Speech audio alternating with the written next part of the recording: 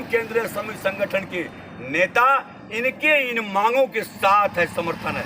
अगर आवश्यकता हुई तो सीएमडी के साथ हम लोग न सिर्फ वार्ता बल्कि आंदोलन भी इनके विरुद्ध करने जा रहे हैं। इसलिए हम मांग करते हैं आपके माध्यम से सीएमडी साहब से कि आप का ये व्यक्तिगत चीज नहीं है, ये देश का सार्वजनिक प्रतिष्ठान है। ये प्रशिक्षित लड़का है, इनको आप काम दीजिए, नहीं तो औद्योगिक विवाद बढ़ेगा। इसकी जवाबदेही विस्तृत प्रबंधन की।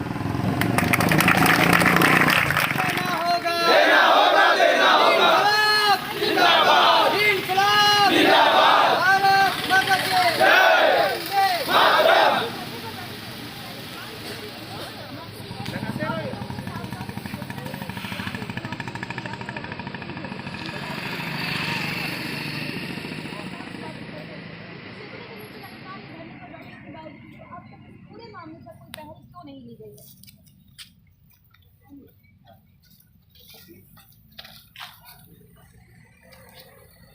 क्या लगातार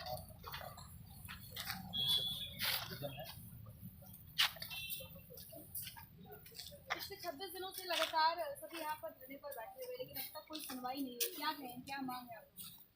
देखिए, मांग तो सर्वविदित है। भारत सरकार के अंतर्गत जो कोयला उद्योग है और इस कोयला उद्योग में ये टेक्निकल के लिए आईटीआई खुला हुआ है।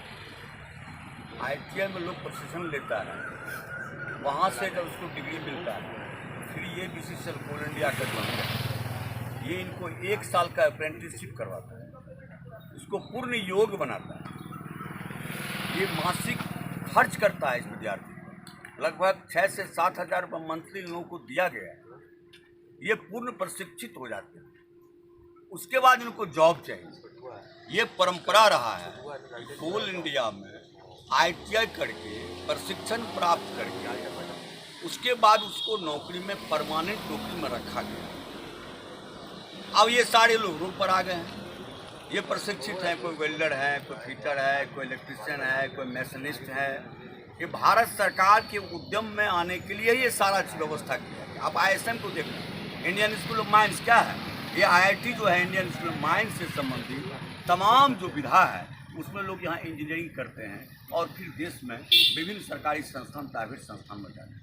आज कोल इंडिया में परमानेंट से ज़्यादा प्राइवेट काम हो रहा है, आउटसोर्स। ये लड़का लोग परमानेंट नौकरी का मांग किया है। ये चौथा आंदोलन प्रदर्शन से लेकर के मांग पत्र से लेकर आज 26-27 दिन हो रहा है, 1 महीना लगभग हो गया। कोल इंडिया से लेकर यहाँ तक ये आंदोलन करते आ रहा है। आश्वासन मिल रहा है, कभी लिखित मिलता है, कभी मौखिक मिलता है। मेरा ये कहना है सीटू की तरफ से, मेरा ये कहना है कि भारत के नागरिक है, भारत के संवैधानिक तरीके से इन्होंने आईटीआई किया है, इन्होंने प्रशिक्षण 1 साल का लिया है, अंडरग्राउंड लिया है, ऊपर में भी लिया, सारे मशीन की जानकारी हुआ है। आप जो आउटसोर्सिंग आज 50% जो आपका कोयला आउटसोर्सिंग के माध्यम से जाता है, इन्होंने कहा है, ये इनका जो संघ है अपना, ये लोग मांग किया है सीएमडी से कि आप हमको आउटसोर्सिंग मांगा, आप परमानेंट मत कीजिए, तत्काल आउटसोर्सिंग में काम दीजिए। सीएमडी ने बुलाया भी, बात भी किया।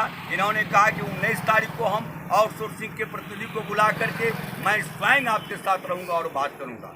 लेकिन 19 बीत गया, आज तक लेटर नहीं। लेटर कैसा दिया? धोखा कही, बुला लिया कि 19 से वार्ता होगा और लेटर में डेट 19 नहीं बोला, धरना हटा लिया। आखिर देश में प्रजातंत्र में कहाँ जाएगा? क्या पाकिस्तान में जाकर आंदोलन करेगा? क्या यहाँ आईटीआई करके ये लड़का लोग भीख मांगेगा? दुर्भाग्य है इस देश का और दुर्भाग्य है इस कोल उद्योग का। आज कोयला चोरी सारे आम लोग देख रहे हैं।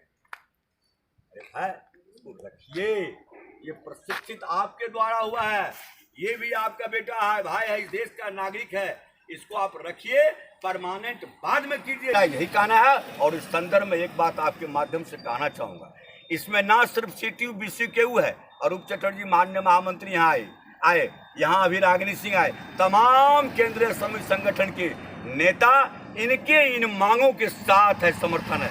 अगर आवश्यकता हुई तो सीएमडी के साथ हम लोग न सिर्फ वार्ता बल्कि आंदोलन भी इनके विरुद्ध करने जा रहे हैं। इसलिए हम मांग करते हैं आपके माध्यम से सीएमडी साहब से कि आप का ये व्यक्तिगत चीज नहीं है, ये देश का सार्वजनिक प्रतिष्ठान है। ये प्रशिक्षित लड़का है, इनको आप काम दीजिए, नहीं तो औद्योगिक विवाद बढ़ेगा। इसकी जवाबदेही विस्तृत प्रबंधन की।